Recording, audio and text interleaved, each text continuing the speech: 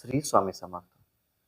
घाटावरील एका ब्राह्मणाने श्री नृसिंह सरस्वतींस असा नवस केला होता की आपणास पुत्र झाल्यास त्याचे उपनयन गाणगापुरात येऊन करी. श्री दत्तकृपेने पुढे त्यास पुत्र झाला. नवस फेडण्यास तो ब्राह्मण कुटुंबासह वर्तमान गाणगापुरास जाण्यास निघाला. अक्कलकोटपर्यंत गेल्यावर ब्राह्मणाची पुंजी संपली.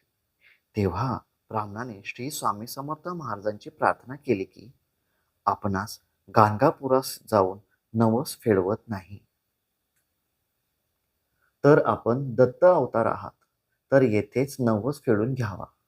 महाराजांनी मान हलविले. ते पाहून ब्राह्मणाला मोठा आनंद झाला. मग त्याला समर्थ कृपेने द्रव्याची मदत मिळून मुलाची मुंजही झाली.